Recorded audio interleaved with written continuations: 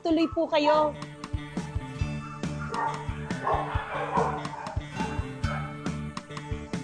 Good morning po. Ito yung aming salas. So, ito yung baby grand piano namin. This has been with us for 8 years almost. Yung dalawang anak ko, sila yung nag-play ng piano. Yung panganay at yung bunso, yung babae. So, ito yung pinagkakalibangan nila. So, dito sa salas, minsan nagtitipon-tipon kami ng mga bata para wala lang, magkwentuhan. Yun, wala kaming TV dito para focus namin sa ang isa't isa para mag-bonding. Yan. Okay, so dito naman sa area na to, ito yung receiving area namin kasi may pinturin naman dito. Dito naghihintay yung mga bisita namin pag wala pa kami dito sa baba. So, ito yung receiving area namin. So, diretso naman tayo sa dining area namin. Ito yung aquarium namin. Ito puro saltwater fish. So, konti lang siya kasi matagal na namin na parang binubuhay to, kailangan konti lang yung fish dyan. So, I think yung clownfish nagtatago yata siya. Yan. So, and then, ito yung dining area namin. This is where the family spends most of their time together here. Sobrang gamit tong area namin. Dinner, breakfast, lahat dito, kwentuhan. And of course, I have my plate collection. I started collecting, actually, mommy ko nag-umpisa mag-collect ng plates from the UK. Inuwi niya, and kinontinue ko lang. So most of these are all Royal Albert na collection ko, which I've been collecting for the past 5 years na. Dito, we have a paging system. So, para tawagin yung mga anak ko kasi minsan ang hirap tumawagin. This is 3 floors up. So, pipindutin mo lang to. Tapos, i-announce na lang kung kakain na o hindi. Yan. So, bababa na yung mga yan. Tapos, yun. Ito yung aming short house tour ng aking bahay. Abangan nyo na lang yung aming kwentuhan ni Miss Corina.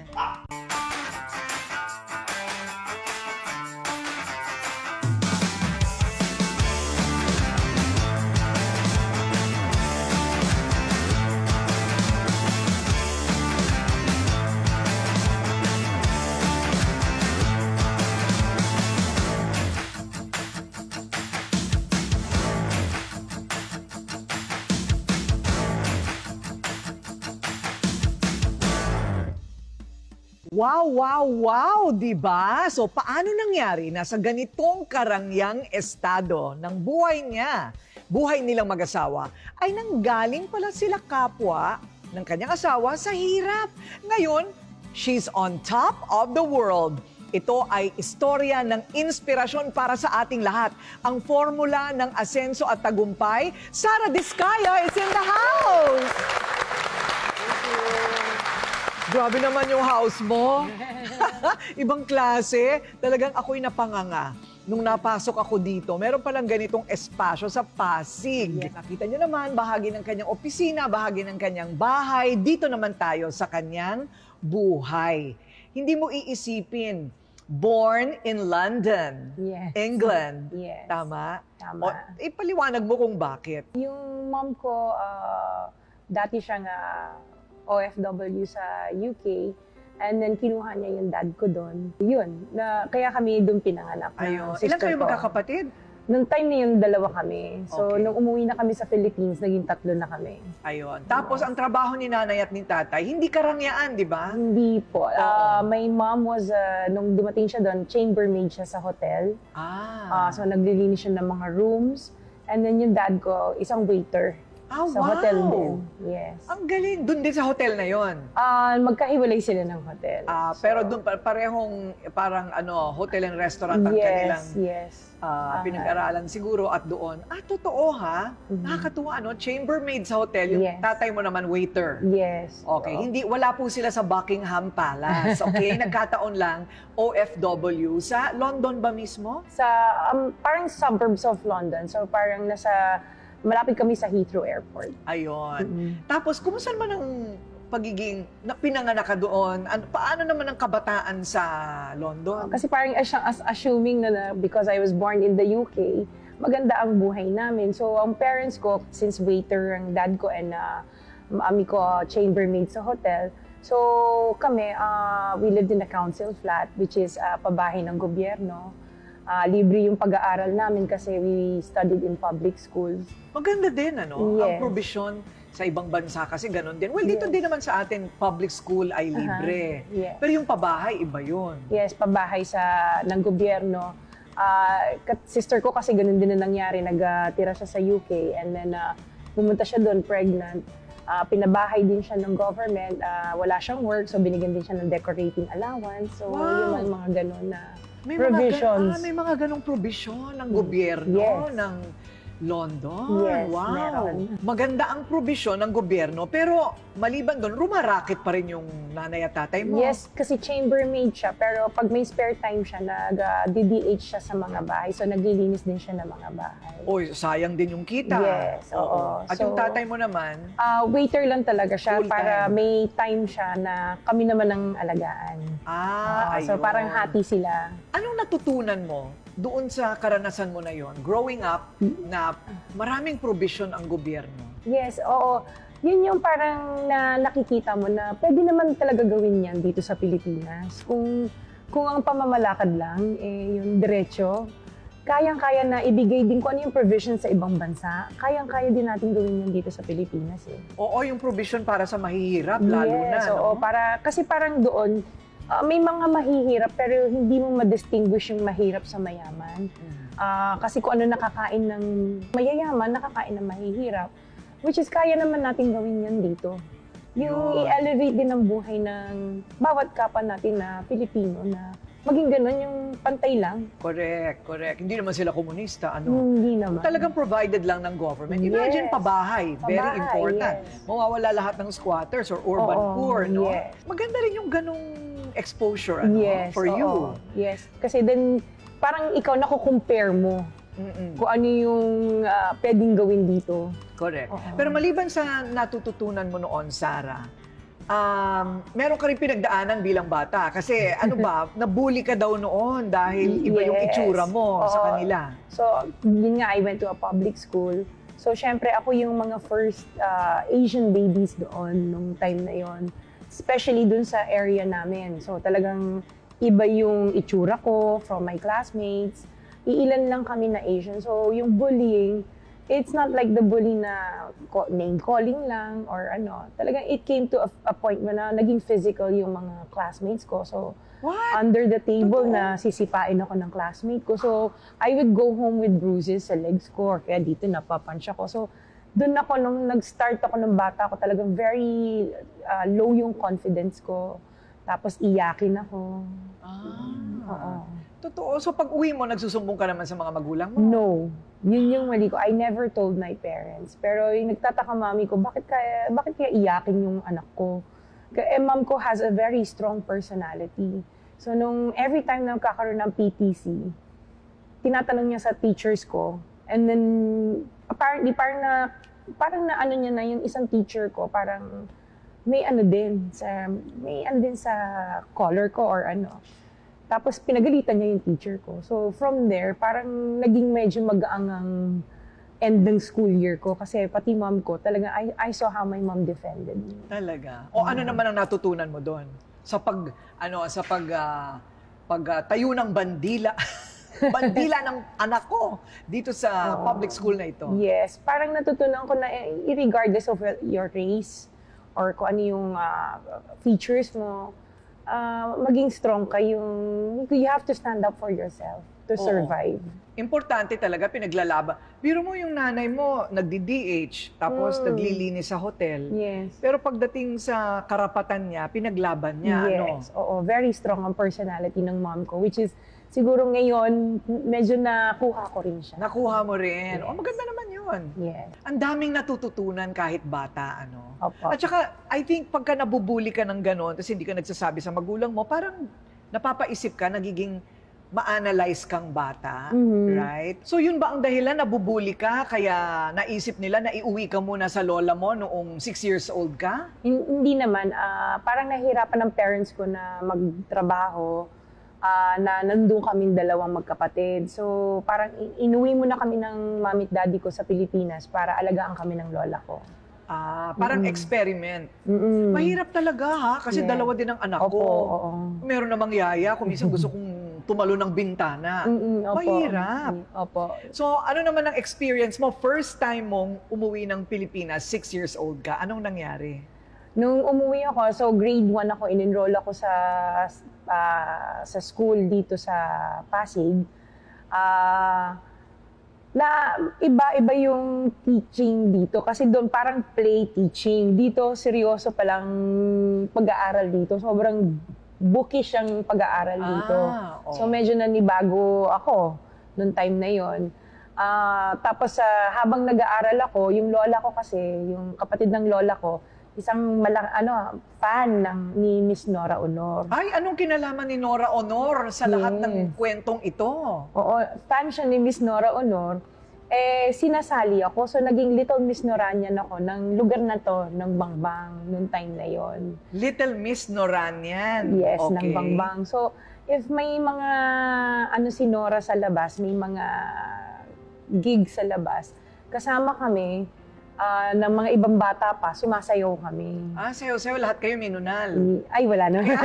Yung nunal ni Sarah, iuurong lang natin ng konti, paakyat, papunta doon sa tabi ng kanyang ilong. Kasi ngayon parang alanganing Lorna Tolentino. At saka, nasa pagitan ni Lorna Tolentino at ni Nora Honor ang kanyang nunal. Okay. Pero hindi naman requirement. Hindi naman, oo. Hindi naman requirement na may Opo. nunal bago maging Little Norania. Hindi naman po. Okay. So ano naman ang naisip mo noong mga panahon na yon? Akala ko laro-laro lang po kasi hindi naman parang 6 years old. So magpa-practice kami ng sayaw. Tapos parang talagang akala ko laro lang talaga siya. So nung lumabas ako sa TV, nakita ko ng isang tita ko sa Superstar Show. Di ba yun yung show ni Nora and Kuya Germs ay ng time na yon. Nakita ko ng isang tita ko, sinumbong ako sa mami ko. Tapos wala pang 1 week, binalik na ako. Pinauwi? Yes. Opo. Kasalanan ni Nora. Kaya ka pinabalik ng London. Okay. Nasira yung aking showbiz career. Nasira yung showbiz career mo, Day. Pwede sana magtuloy-tuloy. Yes. Okay na rin. Baka wala ka nito kung natuloy ka sa showbiz. Totoo. Hindi ba? So, bumalik ka ng London. So, tumuloy-tuloy hanggang Mag-15 ka. ayan. So, paano ka naman napunta sa sports? Ang balita ko, sportswoman ka. Yes. Nung elementary ako, I was involved sa softball team ng school. So, vice captain ako ng softball team. I competed with other schools. And I also joined yung netball team. It's parang basketball din siya. Pero pag hawak mo yung bola, bawal ka nang gumalaw. So, it's a British sport. No? So, yun yung naging sport ko. And I was part nung track and field namin. Wow! Nung high school. And I was the second fastest girl in school. Totoo nga. Siguro meron ka rin gustong patunayan. Yes. Oo. And doon ko parang na-feel na, ay, you're welcome ka pala sa community namin pag sports. So, talagang ginawa ko yung best ko sa sports. O dyan naman, sa part naman na yan, ano naman ang natutunan mo sa part na yan? Kasi biro mo dati, inaapi ka. Biglang naging captain ball ka. Yes. So ano naman ang learning mo doon? Kailangan na maging sport ka. Maging sport ka sa mga classmate mo. Kasi parang natutunan ko doon na sila pala, pagdating sa sport, talagang kailangan marunong ka makisama sa bawat iba-ibang nila. Pakikisama. Yes. Yung pakikisama sa tao, importante. Yes po. Oo. Aside from excelling, di ba? Kung gagawa ka rin lang naman ng isang bagay, ikaw na maging number 1. Hindi ba? Parang yun ang naging prinsipyo mo, buong buhay mo, kaya ganito kalaki ang building mo. Hindi ba? So all's well. Dahil sa kumikita naman, kahit paano, mga magulang, maganda naman ang probisyon ng gobyerno. Opo. Bakit ka pinabalik na naman ng Pilipinas nung 15 ka? Gusto na ng mami at daddy ko, ma-adapt namin yung Filipino culture. And gusto na rin parang mag-retire ang parents ko dito sa Pilipinas at magtayo ng sariling negosyo. Kasi ang hirap talaga nung work nila doon kasi shifting sila eh. So, ang nangyari, umuwi na lang kami kasi nakapag-ipon naman sila ng sapat na pera para mag-umpisa ng maliit na negosyo dito. So lahat kayo? Yes. Opo. Lahat. Opo. Okay. Parang may ganong mga OFW, ano? May plano talagang bumalik. Parang home is where the heart is. Home is where the heart is. So Opo. yan ang aalamin natin. Natagpuan nga ba at nakilala nga ba ni Sarah ang kanyang heart sa Pilipinas? Okay ang segue, no? O sige, ang usapang pag-ibig naman ang susunod. Bibigyan ka ng ayuda ng tupad. Bibigyan ka ng...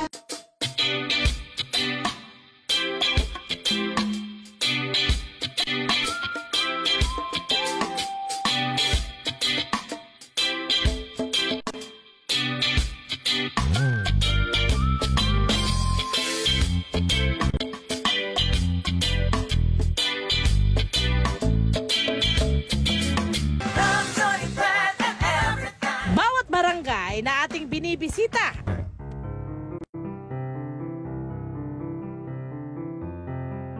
O bago tayo malayo sa ating topic, ha? Usapang love life muna tayo. Total, doon na papunta ang usapan. Pero nakilala mo ba si husband, si Curly, nang maaga sa buhay mo? Like, bumalik ka at 15 sa Yes. Pilipinas. Opo. Kailan mo siya nakilala? Nung nasa college kami, transfer ako from La Consolacion College, Manila. Nag-aral ako dito malapit na lang sa Pasig. Para hindi mahirap yung biyahe kasi wala naman FX noon, jeep lang eh. Oo. So, nag-aral po ako sa school, classmate ko siya. Classmate. Yes, Okay. opo. So, pero bago yon, yung pagbabalik nyo naman, hindi ka nahirapan? As a teenager going to college, hindi ka nahirapan? Nung teenager, dito ko naramdaman yung self-confidence ko kasi nasa loob ako ng parang kasama ko puro Filipino na. So, tsaka ang babait na mga classmates ko, parang ina-assist ako. Kaya parang dun ko na maging friendly. Kasi una, iyakin ako eh. Dito ko naramdaman yung welcoming. Nagkaroon ako ng self-confidence. Pero marunong ka sa sarili naman ko. managalog. No, yun yung nahirapan kami nung umpisa. Although nakausap kami ng mami at daddy ko ng Tagalog, naintindihan namin. Yung magsalita, doon kami hirap. So, kumusta naman ang English accent natin? Ngayon, Oo. I still have the British accent. Sampulan mo naman kami. Ano? Sampulan naman kami para marinig namin. Actually, I still talk to my sister with using our British accent. So we converse in English. I even converse with my kids in my accent, and they understand both the British accent as well as the American English accent. Ay, palakpakan! Sabi ng teacher, very good. Yes, very good. Di ba? Yes. Ito daw ang kanyang naging style sa kanyang sa kanyang klase. Pag hindi na niya alam ang isasagot niya, magi-English accent na lang siya. Very good siya. Tama Yes, ba? tama. Oo, Pag diba? nagre-report ako at hindi ko masyado naintindihan yung i-report ko, i-British accent ko, tapos sasabihin ng professor ko, ay, very good. Di, nakapulusot ako. Pasado. Yes. Ayun. Opo. So, okay naman. Parang okay yung naging pagbabalik nyo sa Pilipinas. At Opo. nakilala na nga si Curly. Ano totoong pangalan ni Curly? Pacifico Discaya, the second. Pacifico. Okay. Ano bang kulot sa kanya? Yung buhok ba niya kulot? Actually, he has a twin brother na nag-pass away noong 2006. Inside the subdivision, parang nabaril siya kasi parang may political sa loob ng subdivision noong time na yon. Wow. So, yun, si Butch, pareho kasi silang Pacifico Discaya. Yung brother niya, yung namatay, yung kambal niya is the first, siya yung the second. Tatay niya yung kambal. senior. Yes, identical twins. Wow. Hindi mo na nakilala yon? Nakilala ko yun. Nakilala mo Nakilala pa. pa yun. Nakilala pa hanggang sa second son ko. Wow. What a tragedy. Opo. Bakit ang aga? Ano yung nagtanan ba kayo? Hindi naman po. Parang, parang bago ako, kasi nung pagka-graduate ko, sabi ng mami ko, kailangan matuto ka kung paano mabuhay mag-isa. Kailangan nyo malaman kung ano yung wala, paano magbayad ng mga bills nyo. Pinauwi ako ng UK uli. Nandun yung sister ko na after graduating college. So, nagtrabaho ako doon, pero pabalik-balik ako kasi ang hirap ng buhay talaga doon. Nag-triple job ako. Wala lang, hindi naman ako nagpapadala sa Pilipinas. Pero yun nga, para mabuhay kami ng sister ko, kaming dalawa, nag-work kami. Nung umuwi na ako dito, parang nagstay ako nung 2002.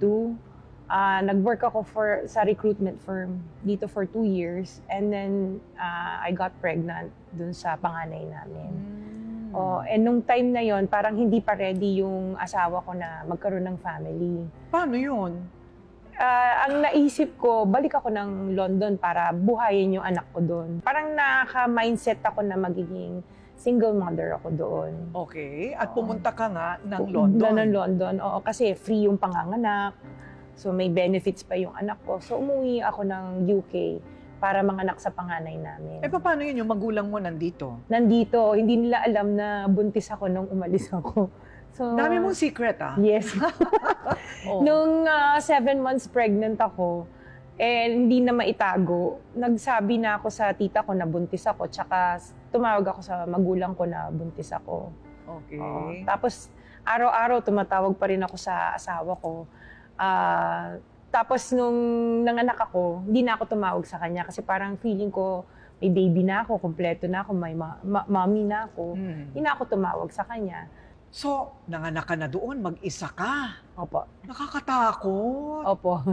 At mas nakakatakot pa ang nangyari sa baby mo. Opo. Sige, ikwento mo. So, nung nanganak ako kay Gerard, nung time na yon, nung nilabas siya, I gave birth normally, na nakaano siya na meconium. So, hindi siya humihinga. So, tinatanong ko yung mga doctors, okay ba yung anak ko, okay ba yung anak ko? And tapos naka-stare lang sila sa akin blankly. Tapos naiiyak na ako kasi walang sound from the baby. Kasi di ba usually nakikita mo paglabas ng baby, iiyak na. Tapos tinakbo nung sa pedya. Tapos may konting, gumanon lang siya. Tapos sabi ko, ay salamat, huminga na siya. Wow. Nakakatakot yun bilang nanay. Yes. Oo. Nakatulong ba yun? I mean, nakadagdag yun sa pressure sa'yo para bumalik ka ng Pilipinas? Kasi yun yung time na nung nanganganak ako, nag-iisa lang ako. Doon ko na yung sa mami ko, na alala ko mami ko. Bakit ka naiiyak when talking about that? Nakita ko kung gaano maging mahirap maging isang ina na nag-iisa ka.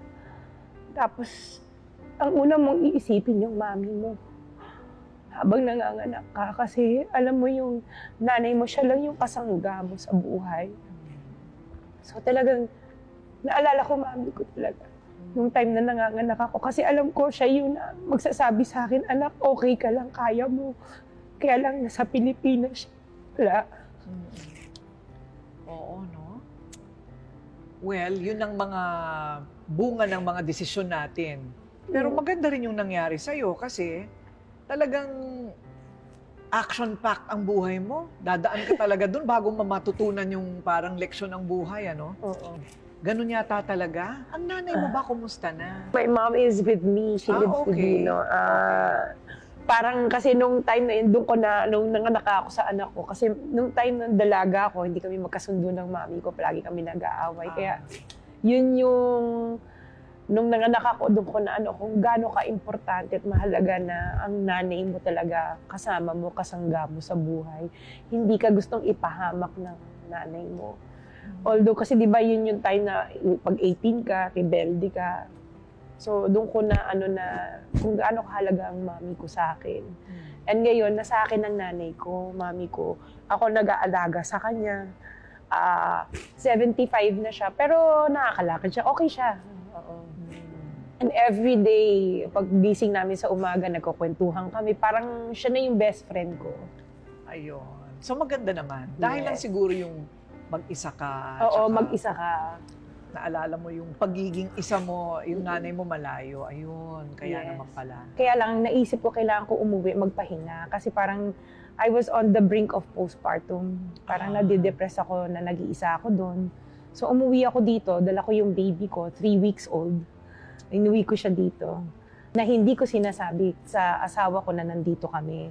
So 2 linggo na kami nandito. siguro naramdaman niya or may common friend kami na nagsabi sa kanya, ay nandito yung anak mo tsaka si Sarah. Nag-contact siya sa bahay namin, tinawagan niya. Ang lola ko naman kasi parang konsentidor din. Oo, nandito sa Pilipinas, nandito yung si Sarah. Noong time na yun, na nakita na niya anak niya, parang hindi na rin kami niya tinigilan ng pagbibisita araw-araw sa bahay. Kasi plano ko, 6 weeks lang ako dito and then babalik kami doon. Sabay na namanhikan na siya sa parents ko na gusto niya daw akong pakasalan para magbuo kami ng family. Ayun, nakuha din nung makita ang bata. Hindi kaya yung asawa mo, si Curly, medyo nangingimi dahil sabi mo nga, mahirap pa daw sila sa daga dati. Yes po. Si Curly. Opo. No? Pag sinabi mong mahirap pa sa daga, anong ibig mong sabihin? Ano ang buhay niya dati? Nung nakilala ko siya,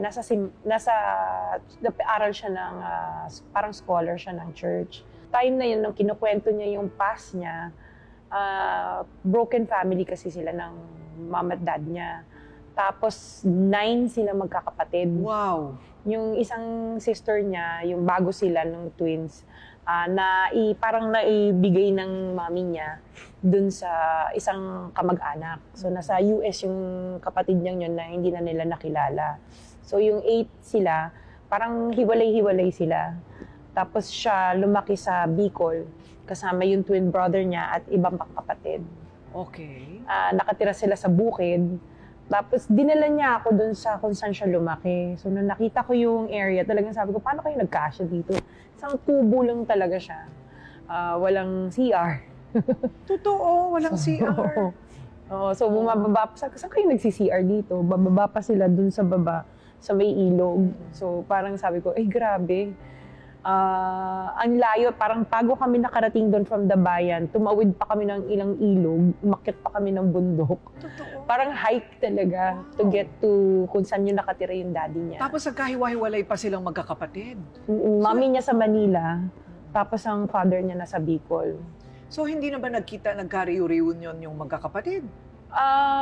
Hindi ko lang alam nung pero nagkita-kita sila nung mag-asawa na kami. Parang tinawag ko lahat ng kapatid, except for the one dun sa US. Hindi na nila talaga na tawagan yun. Hindi na nila, wala na So silang. talaga nahiwalay na ang buhay ng panganay. Opo. That's also a tragedy, sayang na hindi nila nakilala. May pag-asa pa naman, Yes, di ba? opo. Pwede pa mangyari. Opo. Pero ang maganda, yung 8 ay nagkasama-sama na rin ulit. Nagkita-kita. Yung ibang kapatid niya nasa floodway lang. So, nagkikita naman talaga sila. Yung isang kapatid niya nasa Novaliches, yun, nag-pass away na rin yung sister niya doon. So, Oo. Mahirap nga ang buhay pag walang CR. Wala. I think yun talaga ang Tsaka tubig. tsaka walang tubig. Oo. Oo. Wow, pero nagustuhan mo pa rin siya, ha? Bakit mo siya nagustuhan? Nung time na yun, una ko siya nakita, parang hindi ko siya feel kasi parang makulit. Ako yung palaaral. Siya makulit. Sabi ko, parang hindi kami magkakasundo nito. Tapos parang iba na yung pakiramdam ko nung everyday magkasama kami. Tapos pumupunta siya sa bahay, nanliligaw. So yun, na-develop ako sa kanya.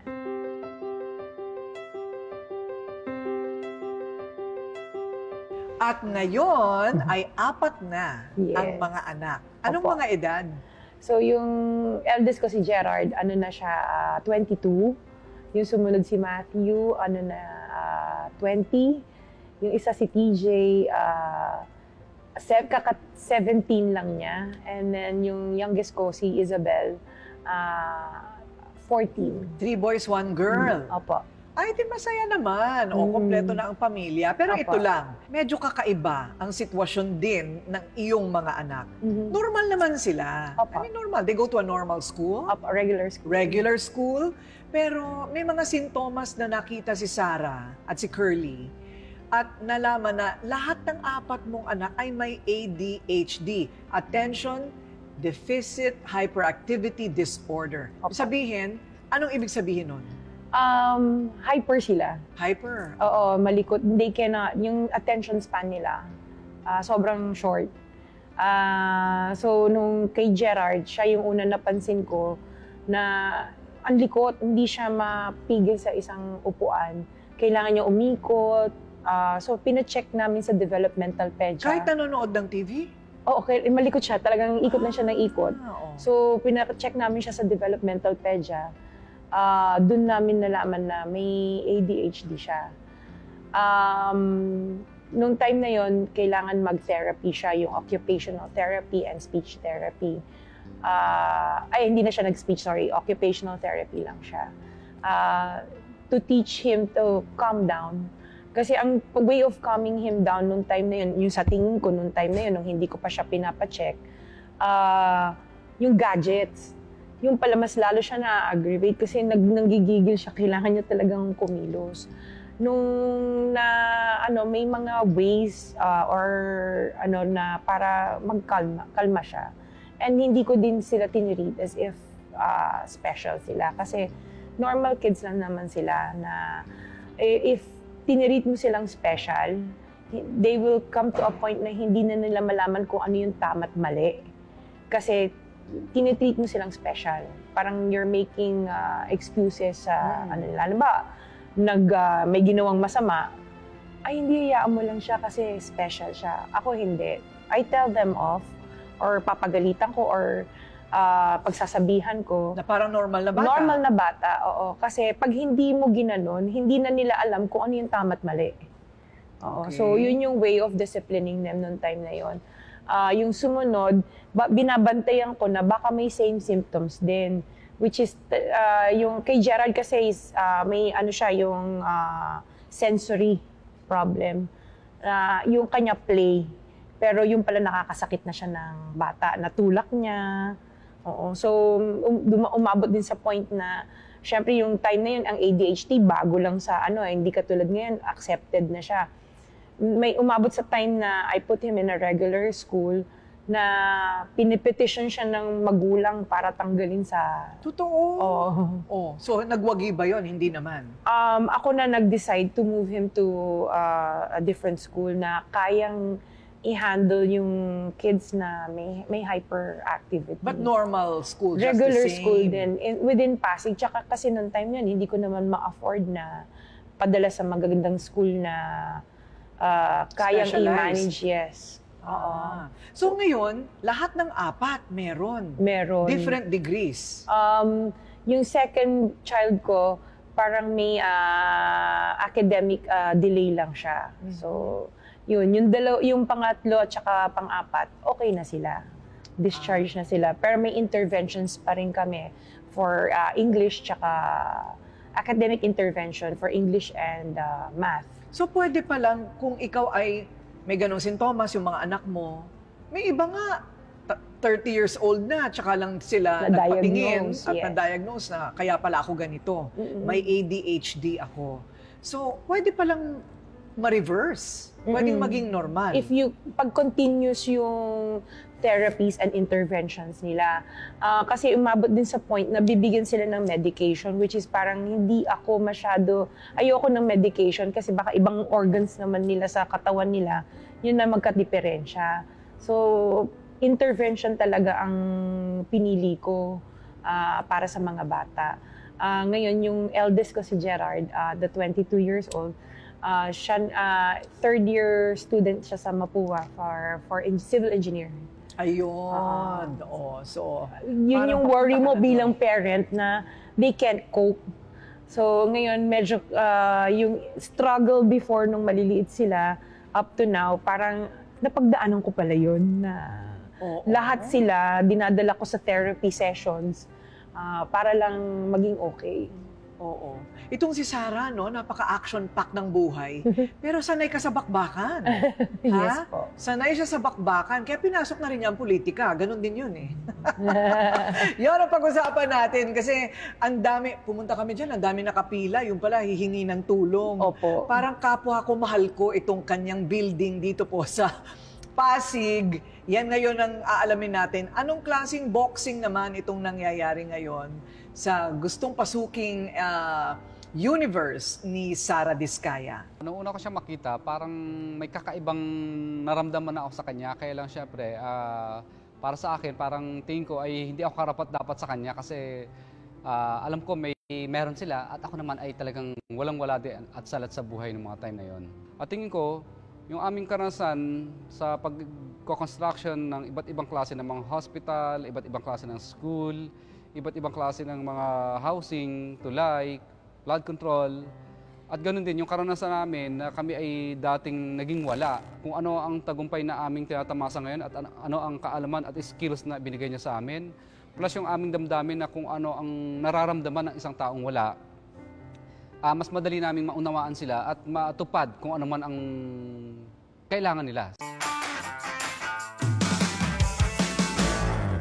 This portion is brought to you by Jim 7-in-1 Coffee Mix. Isa lang ang isinisigaw. May plus ka sa life.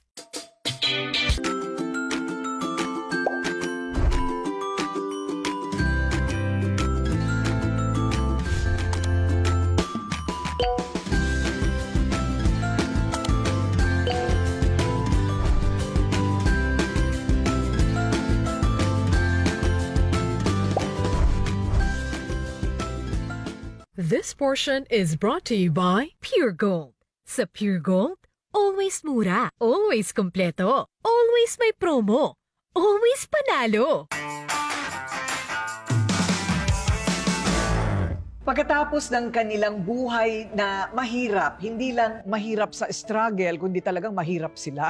Mahirap. Pero paano napunta sa ganitong tugatog ng tagumpay sa buhay, sa iba't ibang larangan, at ngayon, dahil sanay sa bakbakan na rin tayo sa negosyo at politika. Diba? Pero bago yung politika, negosyo muna. Right? Kasi, syempre, 4 ang anak. Mahirap din, kailangan matutong maghanap buhay. Paano ka ano nga ba yung pinasok mo? It's construction, right? Construction. Paano ka napunta sa construction? Nung umuwi kami sa Pilipinas nung dalaga ako, nag-supply ang dad ko, nag-umpisa sa supplies. And nung nakaipon na siya, nag-umpisa kami ng construction business, ang daddy ko. So, nung nag-asawa na ako, yung asawa ko naging foreman ng daddy ko. Ah, totoo? Oo. Yun ba yung tinapos ninyo pareho sa kolehiyo? Hindi, pareho kaming computer management ang tinapos namin. Okay, pero ang construction na pag-aaralan. Na pag-aaralan. So, naging foreman yung husband ko sa negosyo ng daddy ko. Umabot sa point na sinabi niya, Daddy, baka pwede kaming makahingi ng maliit lang na project. So, nabigyan na naman ng daddy ko kami ng maliit na project sa yung gate ng barracks or cementerio ng City Hall.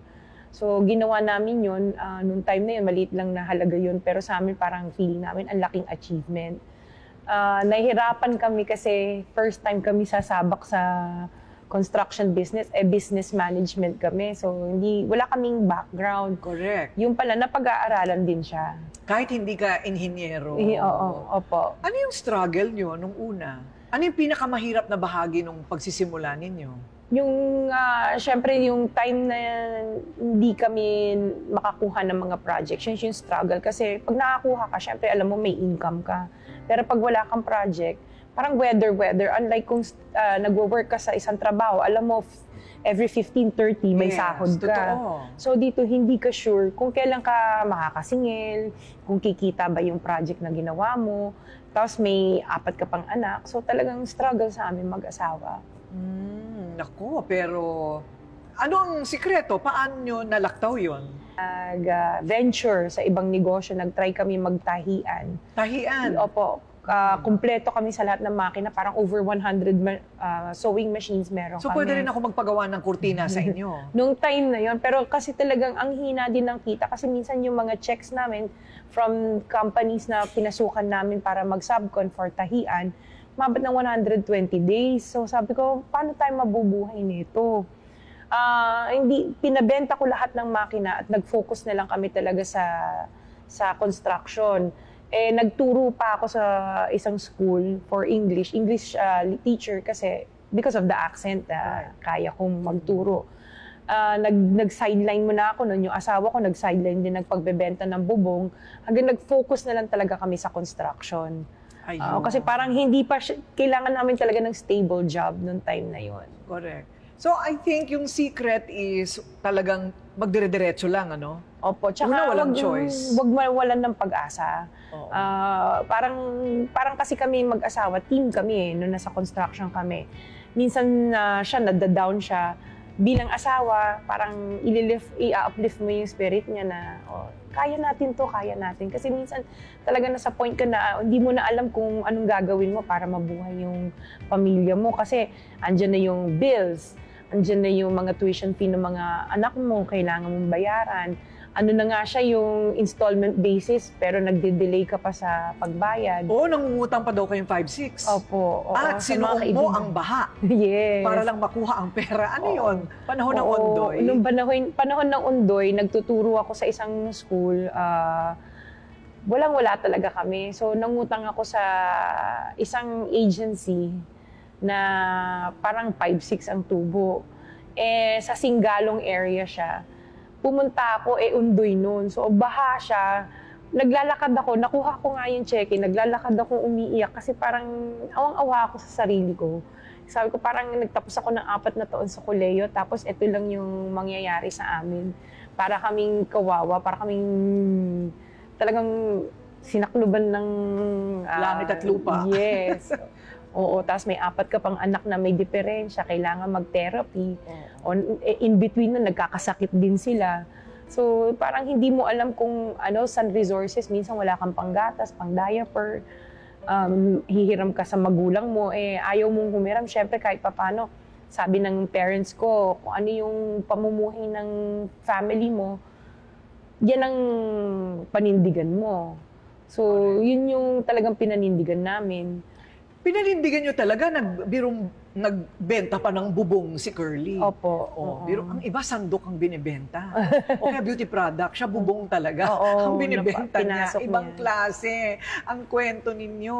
Kaya sanay ka sa pagdidiskarte. Opo. At saka yung pagiging maparaan. Hindi ba? Kasi yung iba tayo, pinapanganak ng maayos ang buhay eh. Opo. Yung hindi na alam yung, alam mo yung pangangailangan ng iba. Kaya siguro para sa iyo, parang ramdam mo yung pangangailangan din ng iba kasi pinagdaanan mo rin. Opo, napagdaanan. Oo, doon pa lang sa kwento mo parang, okay, kaya naman pala. Kaya naman pala, pagkatapos ang kanilang negosyo, teka muna, kailan kayo naging big time? At obvious naman, naging big time na kayo. May nagyaya sa akin na gusto mo sumali sa isang agency ng government, magkontrata doon. Sabi ko, sige, basta mabilis sumingil. Kasi doon sa agency na inaanuhan namin, ang hirap maningil, 6 months to 1 year. So, ang hirap mag-return ng investment mo. So, nag-try kami, binigyan kami ng listing. Sabi sa amin, sabi ko, ito, gusto kong project na to, ito. So, pinuntahan namin yung agency na yon para sabihin na gusto namin yung project.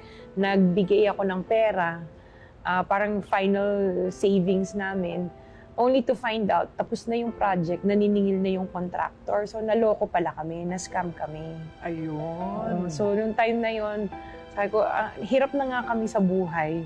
Tapos may manloloko pa sa'yo. Nagkaroon ako ng parang mild heart attack because of that. Na-stress ako. Wow. Pero nalagpasan pa rin. Nalagpasan pa rin na. So, dyan na kayo umasenso sa government contracts? Yes, nag-start na Nagbabayad kami. naman ang gobyerno? Nagbabayad. Maganda yung, parang doon namin naramdaman na nag-iba yung buhay namin. Kasi hindi na ako kailangan kumatok sa pinto ng nanay ko, daddy ko na baka pwedeng makahingi ng konti para sa pang-diaper at gatas.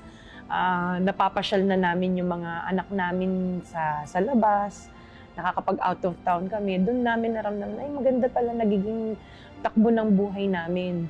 At ngayon, 200 na ang empleyado. Opo. Ang dami rin, ha? Actually, yung 200 is within the building, pero may mga employees pa kami on-site. Oo, kasi on-site. Contractual yung mga yun, hindi ba? Opo. Sanay talaga kayo sanay kayo sa hirap. Alam nyo ang damdamin ng mahirap. Opo. Alam nyo ang pagdidiskarte sa buhay. Opo. Alam nyo ang pakikipagbakbakan sa buhay. Kaya ngayon bakbakan naman tayo sa politika. Pero teka muna, bago yan, mamaya pag-uusapan natin yung mga taong natulungan nila. Nauna yung mga tulong-tulong, di ba, sa mga tao. Yun ba ang dahilan kung bakit, o sige, gawin na natin profesyon itong pagtulong sa tao, kaya politika ang pinasok mo ngayon? Tumutulong naman kami talaga. Noong pa man, tumutulong naman kami sa mga tao. Kasi parang yun isa sa mga advocacy namin. Sabi ko, pag tayo umasenso, let's return sa community. So tumutulong naman talaga kami. Kaya lang yung reach namin, hindi ganun ka-wide. So kami dumadaan pa sa mga barangay para mag-distribute ng wheelchairs, mga medical equipment, nagbibigay kami. So ngayon parang what we see lacking is parang sabi ko, let's think about running for politics naman. Ayun, okay. So, kumusta naman ang pagsabak mo sa politika? Hindi ka naman nagsisisi? Alam mo, sabi nila, kung gusto mong gumanti sa kalaban mo, itulak mo sa politika yan. Pero not necessarily, right? Not necessarily, kasi at the end of the day, parang alam mo, tumutulong ka sa kapwa mo. Mangalawa, alam mong kahit papano, win or lose naman. No? Alam mo, may natulungan kang tao at may taas o naiangat na buhay ng kapwa mo. Oo naman. Bigyan mo nga lang ng 500 piso ang pobre. Malaking bagay na yun sa buhay nila, di ba? Ano para sa'yo ang pinaka-challenging na bahagi ng pagtakbo bilang mayor ng Pasig? Ang challenging, syempre, it's totally different from being a private citizen na tumutulong. Ngayon na mas maraming taong pumupunta sa office para humingi ng tulong kasi kilala ka na. Normal lang naman parang wala naman ako nakikitang mahirap na nangyayari ngayon sa pagtakbo ko or yung paggawa ko kasi people person ako kahit dito naman sa office noon pa man, ako yung nalalapitan. So, normal lang sa akin na everyday ko lang ginagawa. Punta sa isang lugar, namimigay sa mga tao, So, matagal mo nang ginagawa yun? Yes po. I see. Okay. So, ano naman ang balak mo para sa Pasig? Yung, syempre, may tutulak sa'yo para may magawa kang pagbabago sa mga polisiya o kaya meron kang gustong isulong na advokasya o tulong. Ano yon for Pasig? For Pasig, no, katulad ng kinukwento ko, itong company namin, kaya kami naging successful, hindi dahil marami kaming pera or naging ganito yung pamumuhay namin. It's how kami nakataangat ng buhay or antas ng buhay ng mga empleyado namin dito na dumating dito sa office namin na walang-wala. Tapos ngayon nakapagpatayo na sila ng bahay ng magulang nila, nakakapag-abroad sila. Ang nakikita ko sa Pasig is gusto ko iangat ang antas ng buhay ng bawat isang Pasigenyo na yung hindi parang walang nangyari. No, yung bigyan ng magandang serbisyo lalo na sa mga ospital. Kasi yun yung lacking ngayon, hospital services, walang gamot sa mga health centers namin. So talagang advocacy ko for Pasig is to improve yung lifestyle ng bawat Pasigenyo, healthcare, and yung smart city na sinasabi namin na maging maganda yung pamumuhay nila, mabigyan sila ng pabahay kasi yan yung wala dito ngayon, walang pabahay ang mga Pasigenyo ngayon. Ay, ang ganda. Kasi yun ang naranasan mo sa abroad. Yes po. Yun ang maganda sa karanasan mo sa abroad, no? Yung pabahay. Opo. Parang importante yun. Marami bang nangangailangan ng bahay dito sa Pasig? Yes po, lalo na sa mga areas ng katulad ng floodway, yung East Bank and West Bank.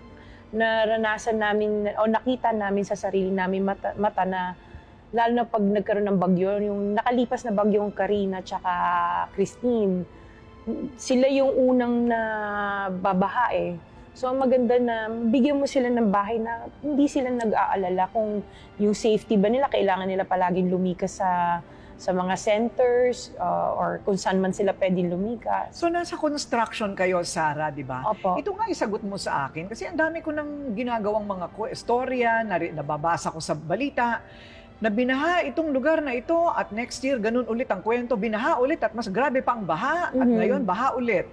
Ano ba ang kailangan gawin para hindi nabahain?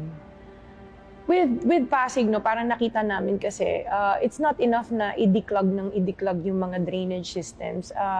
Ang Pasig kasi ang population nag-i-increase, hindi naman siya nagde-decrease. Kailangan i-upgrade natin din yung mga drainage systems natin dito sa Pasig. Laliman siya para medyo mabawasan man lamang yung floods dito. Laliman ang drainage. Opo. Malaking trabaho ba yun? Medyo malaking trabaho Ayun. yun. At kailangan pondohan, ano? Opo. Kailangan pondohan. Pero gagawin mo yon. Yan. Kasi yun nga yung sinasabi ko, yung expertise namin as contractors, yan yung gusto namin i-share dito sa Pasig. Ayun. Oo, bilang contractor, biro mo yung... Kasi everyday we do it naman eh. Oo, everyday. Tama. At dahil napag-usapan na natin yan, ang kanyang kandidatura bilang mayor at yung lahat ng kanyang dinaanan sa buhay, dito na tayo sa Karangyaan. Napagod ako sa kwentong buhay mo, ha? Parang pinagdaanan ko din lahat ng hirap. O dito naman tayo sa mga magagandang bagay na titignan natin kung paano mula sa sobrang kahirapan, nandito naman tayo sa ituktok ng mundo para kay Sara Diskaya. Masaya ako dito. Yun ang pinaka-importante eh. Pag masaya ka at kontento ka. Mabait po yung mag-asawang yan. Hindi ka nila pababayaan. Nung pandemic, marami ang wala ng trabaho. Maraming kinapos. Pero sila, dahil pamilya ang turing sa amin, alam nila yung pangangailangan namin. Hindi mo kailangang humingi. Bibigay nila. Mula sa Net25 News, ako po si Alex Santos. At ako naman po si Ali Soto. Matatag, matapang at matapat na balitaan. Yan ang aming ihahatid Lunes hanggang Biyernes. Alas 6 hanggang alas 7:30 ng gabi. Mata ng Agila Prime Time. Dito sa Net25.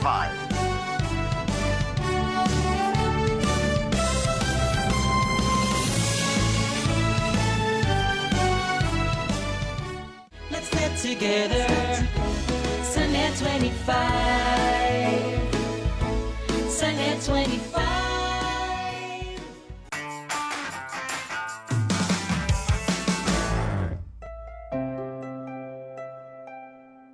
Wow! Yun lang ang masasabi ko. Alam mo, pagpasok ko pa lang dito, sabi ko na kagad, "Hay, pwede ka magtayo ng isa pang building dito sa loob ng isang palapag pa lang ng building ninyo dito sa Pasig."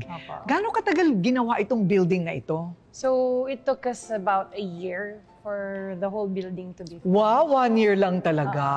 Alam mo, pag may tao ka talaga, Yes, no? oo. Yun ang pinaka-importante. So, in building, ano naman ang prinsipyo mo? Ano ang pinaka-importante na bahagi ng pagtatayo ng isang gusali?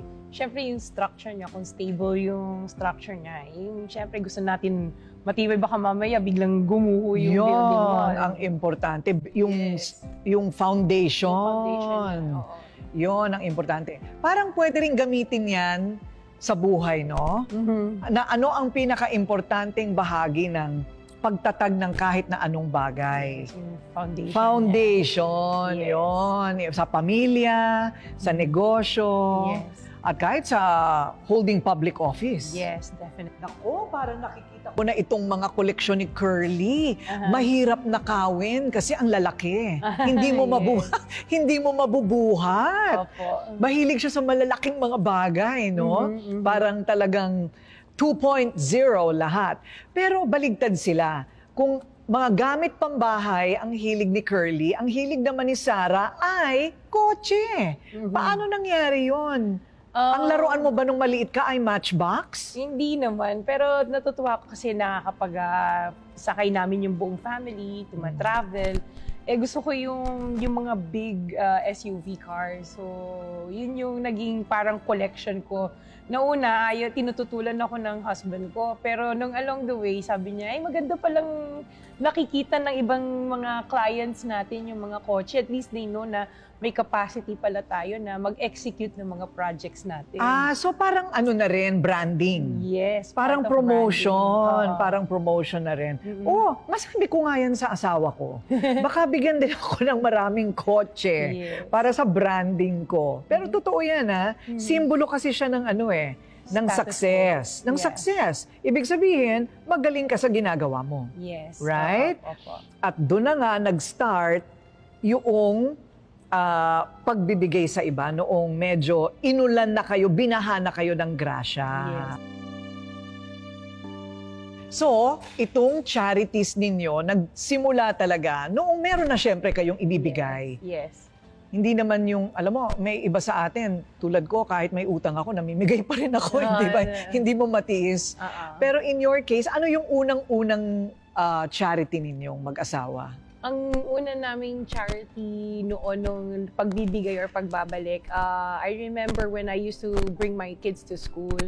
So bago ako umuwi, kasi yung little girl ko hindi pa nag-aaral, so nasa kotse siya, dadaan kami ng McDo. So yung may mga bata doon na every morning sa may McDo, magda-drive-thru kami, hindi ko binibilan lang para sa amin mag-ina. Pati yung mga bata, kasi instead of giving them money, mas gusto ko yung alam kong kakain sila. So binibilang ko din sila kung ano yung McDo namin, meron din sila. So every morning ina-anticipate ako ng mga kids na dadaan ako para magbili ng pagkain nila. Yun yung una. So ano naman ang naramdaman mo nung sinimulan mo yung ganong ano? Ang saya kasi parang ang gaang sa loob. Alam mo na may natutulungan ka. And then it came to a point na okay na kami. Starting 2016 pa yon, namimigay kami dito sa harapan ng house namin. So ang pila, umiikot ng buong block minsan para magbigay kami sa mga tao. So everyone is welcome. Open ang house namin. Totoo ba? Yes. So nakahanda na lahat ng mga panregalo nyo? Yes, naka-ready na siya. Binibigyan namin sila ng konting pera or kaya may grocery bags na binibigay kami sa mga tao. Paano yung mga uulit-ulit? Nilalagyan namin sila ng indelible ink sa daliri para hindi na sila paikot-ikot. Paikot-ikot. Yes. Okay. Paano yung lahat ng miyembro ng pamilya pwedeng pumila? Yes, hanggang bata kasi sineseparate namin yung pila para sa mga bata tsaka sa mga matatanda. Ay, nakakatuwa naman, ano? Yes, that's how we started and doon kami nakilala nung umpisa na namimigay. And then every birthday namin, naisip namin, puro na lang ganyan ang ginagawa nating charity. So, nagbigay kami ng mga wheelchairs, quad canes, nebulizers, glucometer sa mga barangays. Tapos sila nag-distribute sa mga constituents nila. O para naman sa health yon. Yes. Para sa health. Mula bata hanggang matanda. Yes, ang sakop. Tsaka yun din yung mga sakit na meron ako. So, I'm diabetic. May asthma ako. I know these items, ang mahal bilhin. Kaya yun din yung pinamimigay ko. Kaya pala nagbibigay ka ng nebulizer? Yes. Kasi may asthma ka din. Yes. Ayun. Tapos diabetic ka din. Yes. Kaya may glucometer. Tapos mga BP sets. And then kung sino yung nagre-request sa amin, like in not in Pasig, outside of Pasig, nag-request sila ng mga balik-eskwela programs nila. Namigay tayo ng mga starters for school na set. Ayun. Yes. Wow. So, mula sa ganong klaseng pamimigay all these years, ngayon, ang gusto nyong mangyari ay talagang pangmalawakan na. Buong Pasig na talaga. We try. Yes, yes. And, yun naman ang pangmalawakan ding charity. It's a tradition na pati mga anak ko, ini-involve ko. Sila minsan yung namimigay na envelopes. We also have a soup kitchen that we've been doing also with sa isang lugar where we get street children. So kasama din yung mga anak ko doon kasi I want them to learn na ang charity work is parang makikita mo na may natutulungan ka, masaya yung natutulungan mo.